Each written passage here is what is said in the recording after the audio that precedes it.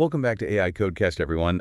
Today we're diving deep into a classic coding challenge Yeah.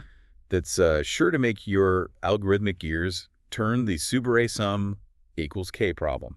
It's a favorite for coding interviews and a great way to test your problem-solving skills. Absolutely. You're given an array of numbers and a target value, K. The goal is to find all the continuous subarrays within that array where the numbers add up to K. It sounds simple enough, but there's some clever optimizations we can explore. Before we get into those, let's make sure we're on the same page about what a subarray actually is. Right. Imagine you have a loaf of bread and you slice it. Each slice is a subarray of the original loaf. It has to be contiguous, meaning no gaps or jumps allowed. Okay, so slicing, not dicing our array, got it. Now, if you handed this problem to a beginner programmer, where do you think they'd start?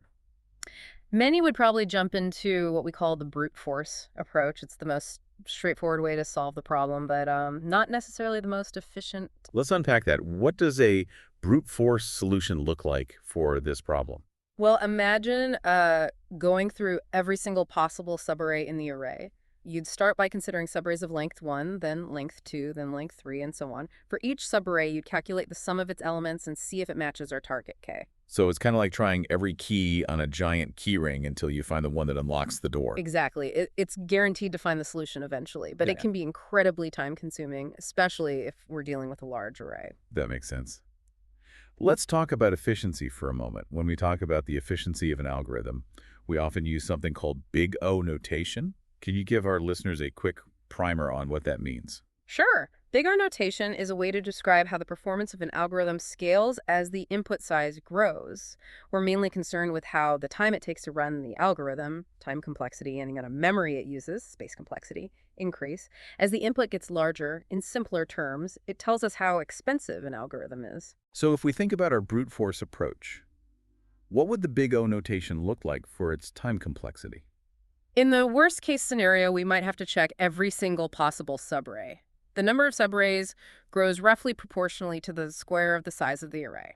So we'd say the brute force solution has a time complexity of O in red, where n is the number of elements in the array. That means if our array has 10 elements, we might end up doing something like 100 operations in the worst case. And if it has 100 elements, it could be 10,000 operations that escalates quickly. Exactly. That's why we need to think about more efficient solutions, especially when dealing with large data sets. All right, so brute force is our starting point. It works, but it can be slow. Are there any other potential pitfalls or edge cases we should be aware of when thinking about this problem? Things that might trip up someone trying to solve it? One common mistake is forgetting to handle empty subarrays. Remember, an empty subarray has a sum of 0 if our target K is 0. We need to account for those empty subarrays in our solution. Good point. What about negative numbers in the array? Could those throw a wrench in our calculations? Absolutely. Negative numbers can introduce some interesting twists. For example, if we have a subarray with both positive and negative numbers that sum to our target K, we need to make sure our algorithm correctly identifies it. Okay, so we've got to be mindful of empty subarrays and the presence of negative numbers. Any other gotchas before we move on to more efficient solutions? One more thing to consider is duplicate subarrays. If the same subarray appears multiple times in the original array, we need to decide whether we want to count each occurrence separately or just count it once. Right, we need to clarify what finding all the subarrays actually means in this context. So we've got a good understanding of the problem and some potential pitfalls. Let's start brainstorming ways to optimize our solution and move beyond this brute force approach.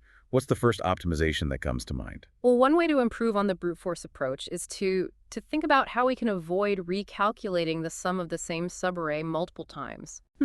That makes sense. It seems wasteful to keep adding up the same numbers over and over again. Is there a way we can store those intermediate sums and reuse them? Exactly. That's where the idea of cumulative sums comes in. Instead of calculating the sum of each subarray from scratch, we can create a new array that stores the running total of the original array. Okay, I'm intrigued. Walk me through how we'd build this cumulative sums array. It's pretty straightforward. We start with an array that has one more element than the original array. We initialize the first element to 0. Then for each subsequent element, we add the corresponding element from the original array to the previous cumulative sum. So if our original array was 1, 2, Metaquin 3, our cumulative sum array would be 0, 1, 3, 2, 5. You got it. See how each element represents the sum of all the numbers up to that point in the original array. That's pretty cool. But how does this help us find the subarrays that sum to our target K? Well, think about it this way. The sum of any subray is essentially the difference between two cumulative Can sums. you give me an example? Sure, let's say we want to find the sum of the subarray 2, minus 1, 3 in our original array. This subarray starts at index 1 and ends at index 3. The sum of the subarray is simply the cumulative sum at index 4 minus the cumulative sum at index 1 in our cumulative sum array. That would be 5, 1, which equals 4. And if you add up 2, minus 1, and 3, you also get 4. Uh-huh. I see it now. So by using this cumulative sums array, we can calculate the sum of any subarray with just a single subtraction instead of having to loop through all its elements. Exactly. And that brings down our time complexity for calculating the sum of a subarray to 0, constant time. That's a huge improvement. So we've sped up our calculations, but what about the space complexity? Aren't we using more memory now that we have this extra cumulative sums array? Yes, you're right. We are using extra space to store the cumulative sums. The size of this array is directly proportional to the size of the original array. So the space complexity of this approach would be ON, where N is the number of elements in the input array. So we've traded some space for a significant improvement in time. It's a classic trade-off in computer science. But isn't there a way to have the best of both worlds? Can we optimize the space usage without sacrificing the speed gains we've achieved? There is. We can get a bit creative and avoid storing the entire cumulative sums array. Instead, we can calculate the running sum on the fly as we go through the array. That sounds interesting. So we're not pre-calculating and storing all the sums. We're figuring them out as we need them. Yeah. How would that work in practice? It's similar to our brute force approach, but with a clever twist. We'll still use nested loops. The outer loop will iterate through each element as a potential starting point of a subarray.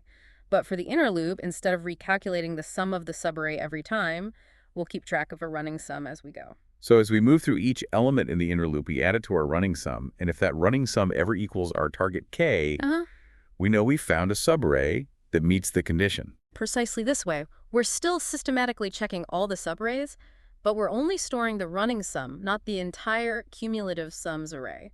That's clever. What does that do for our time and space complexity? We're still checking all the subarrays, so the time complexity remains O1. However, since we're only storing a single running sum at any given time, our space complexity drops down to O1. So we've achieved constant space complexity. That's fantastic. But that pesky ON time complexity is still lingering. Is there any way to break through that barrier and achieve even faster performance? There is one more optimization technique that can help us achieve linear time complexity, and it involves combining the power of cumulative sums with another data structure, the hash map. Ooh, hash maps. I always get a little excited when hash maps enter the picture. They have a reputation for making things super fast. But before we dive into how they can help us here, can you give our listeners a quick refresher on what hash maps are all about? Of course, imagine a hash map as a super efficient lookup table. It allows us to store key value pairs and retrieve the value associated with a given key almost instantly. So it's like a dictionary where the words are the keys and the definitions are the values, but with the added benefit of lightning-fast lookups. Exactly. And that speed is what makes hash maps so powerful for solving certain types of problems, including our Subarray Sum challenge. Okay, I'm ready to have my mind blown. How do we use this hash map magic to optimize our solution? Remember how we said that the sum of any subarray is the difference between two cumulative sums? Well, the hash map is going to help us instantly check if we've encountered a cumulative sum in the past that would give us our target K when combined with the current cumulative sum. I'm following so far, but how do we actually use the hash map to do that? What are the keys and values we're storing? The keys in our hash map will be the cumulative sums we've encountered as we iterate through the array, and the values will be the number of times we've seen that particular cumulative sum. Okay, so as we calculate each cumulative sum, we store it in the hash map. But how does that help us find subarrays that sum to K? Well, for each element in the array, we'll calculate its cumulative sum. Then we'll check if the hash map contains a key that, when subtracted from the current cumulative sum, equals our target K. Hold on, let me make sure I'm understanding this correctly. We're basically saying, hey, hash map, have we seen a cumulative sum before that when combined with our current cumulative sum would give us K? Exactly. And if the hash map says yes, we know we've found a subarray that sums to our target. And the beauty of it is that hash map lookups are super fast. On average, they take constant time, O1. So we're leveraging the speed of the hash map to avoid having to check every single subarray combination. That's brilliant. But I still have a nagging question. What happens if we have duplicate cumulative sums? Wouldn't that mess up our calculations? That's a great question. What happens is we have the same cumulative sum appearing multiple times in our array. That's where the value associated with each key in the hash map comes in. Remember, we're storing the number of times we've seen each cumulative sum. Right, so if we encounter the same cumulative sum, again, we just increment its count in the hash map. But how does that help us count the subarrays correctly? Let's walk through an example to make it clearer. Imagine our array is 1, 2, megist 1, 3, and our target k is 3. Okay, so we start by initializing our hash map. What do we put in it initially? We start with a key of 0 and a value of 1. This represents the empty subarray at the beginning with a sum of 0. Makes sense. We always have that one empty subarray to consider now what happens when we start processing the actual elements in the array. Let's take it step by step. Our first element is 1. We add it to our running sum, which starts at 0, giving us a cumulative sum of 1. Now we check if our hash map contains the key current sum k, which is 1, 3 equals -2. It doesn't, because the only key we have so far is 0. Right, so we add our current cumulative sum of 1 as a new key to our hash map with a value of 1, indicating we've seen this sum once. Okay, on to the second element, which is 2. We add 2 to our running sum, giving us a cumulative sum of 3. Now we check if current sum k, which is 3, 3 equals 0, exists in our hash map, and it does. We initialized it with a value of 1. Uh-huh.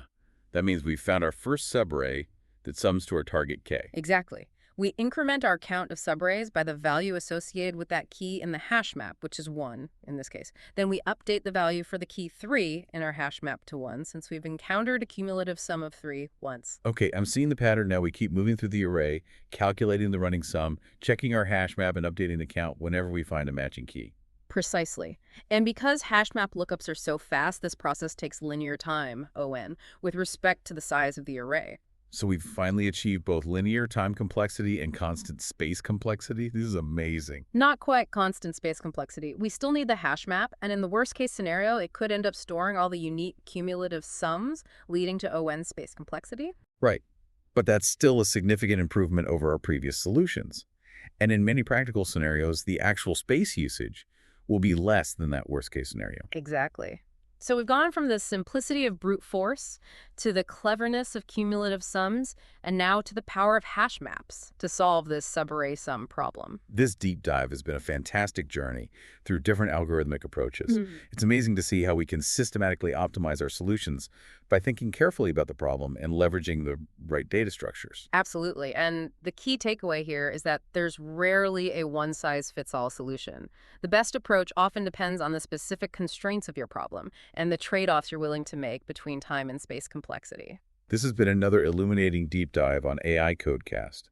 I hope everyone feels empowered to tackle this classic coding challenge and explore the fascinating world of algorithm optimization. Happy coding, everyone!